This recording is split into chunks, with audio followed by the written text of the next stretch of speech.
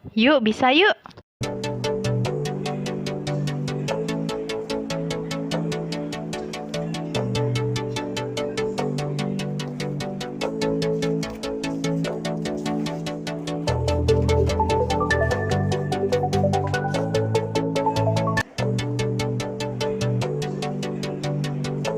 Hai, welcome to my channel. Balik lagi di channel aku, dan ini adalah video yang kedua.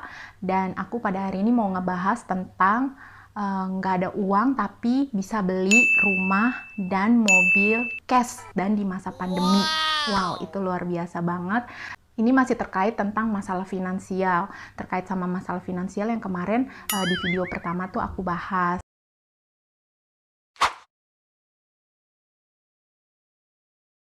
Ini mujizat tentang rumah dulu ya, mujizat tentang rumah, kesaksian tentang rumah. Jadi waktu itu kami itu kan hidupnya pindah-pindah karena memang anaknya aku itu kan dia anak berkebutuhan khusus atau autis. Jadi kami fokus untuk cari tempat-tempat terapi yang bagus buat dia, yang mendukung tumbuh kembang dia. Jadi kami fokus ke situ. Jadi kami nggak fokus ke yang lain-lain.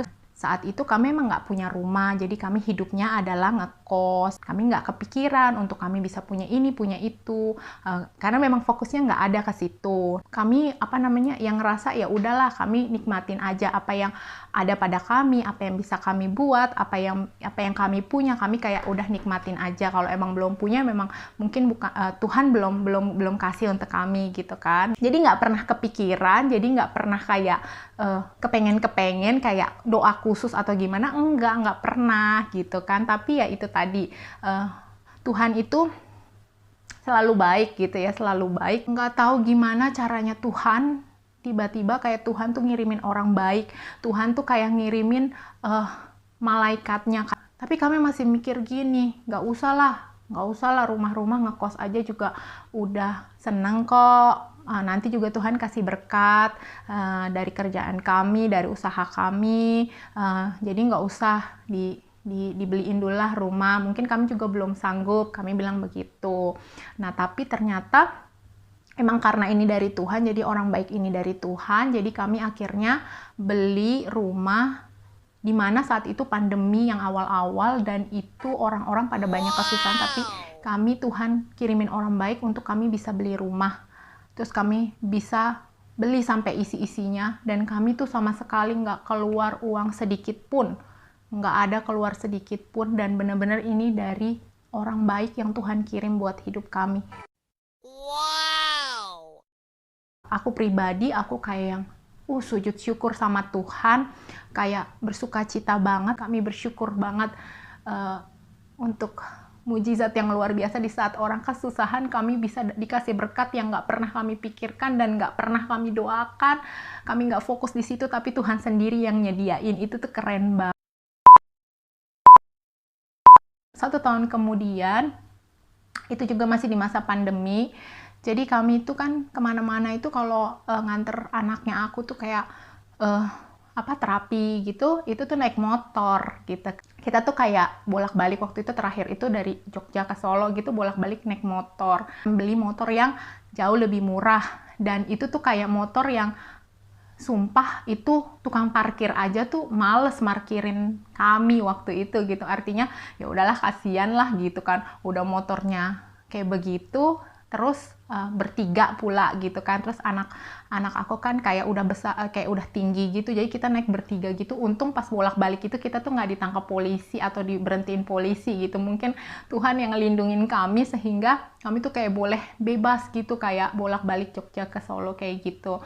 Nah, terus itu juga kalau hujan kami tuh kecipratan, padahal misalnya kami mau pergi ke tempat terapi gitu kan, harusnya kan rapi apa gitu, tapi kami kecipratan, kami basah-basahan. Terus kalau belum lagi kalau anak aku misalnya ngantuk di jalan, aku harus pegang dia begini dengan motor yang kondisinya yang itu mau dibilang bagus enggak, mau dibilang jelek ya ke arah jelek gitu kan.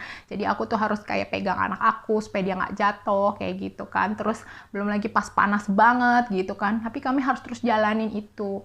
Nah, satu kali emang kita tuh kayak berdoa sama Tuhan, kalau itu memang kami berdoa gitu ya, Tuhan, kami bisa boleh minta kendaraan, mobil, supaya kami bisa kesana kesini tuh bisa nyaman gitu. Artinya kami kan udah bertiga dan anak aku tuh kayak udah besar. Tuhan, kalau misalnya bertiga takutnya nggak boleh lagi gitu kan.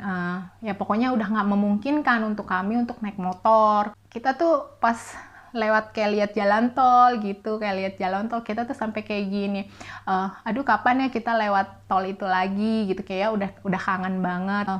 Dulu kami punya gitu, Tuhan kasih kami keadaan yang ada gitu, bukan yang susah, ekonomi yang baik, tapi seizin Tuhan juga Tuhan ambil semua dari kami dan Tuhan nolkan gitu hidup kami, kayak Tuhan kayak pengen bersihin hidup kami harus merangkak lagi gitu kan dari bawah. Jadi pas ngelihat jalan tol gitu, itu kapan ya kita ke situ lagi. Tapi ya kami terus nggak melulu jadi kayak fokusnya kayak Tuhan kok belum ada sih mobil. Kami kayak tetap jalanin aja, terus kami kayak tetap percaya aja bahwa ya udah kalau Tuhan belum kasih memang belum waktunya, tapi kita percaya bahwa Tuhan pasti tahu waktu yang tepat untuk Tuhan kasih gitu. Nah udah, terus habis itu seiring berjalannya waktu, terus kami akhirnya didatangkan lagi sama orang baik lagi, nyuruh kami beli mobil.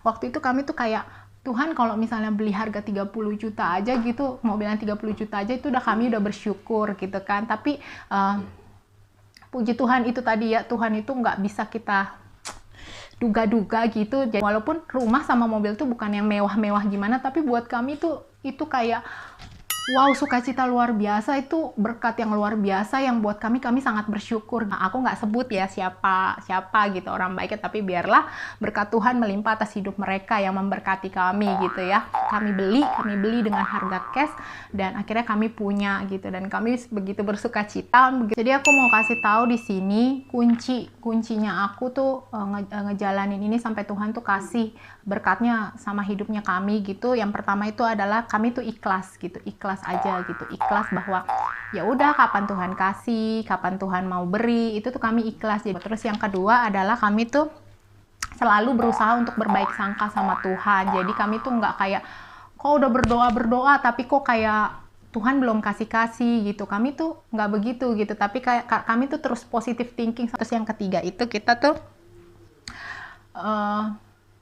jangan fokus sama yang kita minta sama Tuhan tuh, jangan fokus banget gitu. Karena kan gini, kalau kita terlalu fokus misalnya, oh saya mau mobil gitu, tapi kok nggak ada gitu kan. Nah itu akhirnya bikin kita kayak, Tuhan nggak dengerin kita, Tuhan tuh nggak peduli sama kita. Jadi kayak ngerasa bahwa Tuhan nggak ada gitu, atau Tuhan tuh pokoknya jadi kecewa gitu. Makanya kita tuh nggak fokus di situ. Kami tetap doa gitu, kami tetap minta sama Tuhan, tapi kami tetap ya udah jalanin aja hidupnya kita kerja, kita ngerjain apa, ada atau belum ya kita tahu bahwa Tuhan pasti kasih yang terbaik menurut waktunya kayak gitu. Yang keempat itu jangan gampang yaitu kecewaan ya kan, karena kalau kita terlalu fokus akhirnya kita tuh jadi gampang kecewa sama Tuhan. Akhirnya kita tuh kayak nggak ngelihat lagi bahwa Tuhan tuh sedang bekerja untuk kita, padahal tuh Tuhan tuh selalu bikin sesuatu yang sangat detail untuk kita, dan Tuhan pikirin itu banget buat hidup kita gitu ya. Jadi itu yang kami lakukan, yang sampai kami dapat mujizat yang Tuhan kasih, yang Tuhan kirim sendiri untuk hidup kami, keperluan kami, kebutuhan kami Tuhan tahu, dan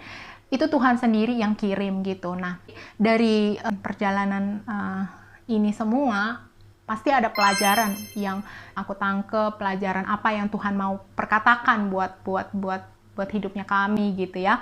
Pelajarannya adalah yang pertama itu kami tuh utamakan cari Tuhan gitu. Jadi gini, fokus itu fokus itu berikan waktu untuk Tuhan gitu.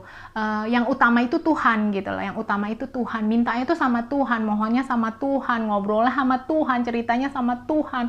Beri waktu setiap hari itu banyak sama Tuhan. Tapi bukan berarti aku ngajarin bahwa kita banyakin doa aja terus kita nggak ngelakuin apa-apa, atau kita nggak kerja, atau kita nggak ngapa-ngapain. Enggak juga gitu. Kita kayak tetap kerja, kita kayak tetap usaha, kita kayak tetap melakukan apa yang harus kita lakukan, tetapi tetap yang utama itu tuh Tuhan. Jadi jangan dibalik. Cari dulu kerajaan Allah, maka semua akan ditambahkan kepadamu. Terus yang kedua itu, jangan pernah bergerak pakai pikiran kita sendiri gitu. Artinya gini, kalau kita bergerak pakai pikiran kita sendiri, kita tuh bakalan kayak ngelakuin segala cara untuk dapat apa yang kita mau gitu ya. Serahin aja pikiran kita yang terbatas itu, kasih sama Tuhan supaya pikiran Tuhanlah yang bergerak di dalam kehidupan kita, kayak gitu kan. Yang ketiga adalah percaya bahwa Tuhan tuh ngerti banget kehidupannya kita.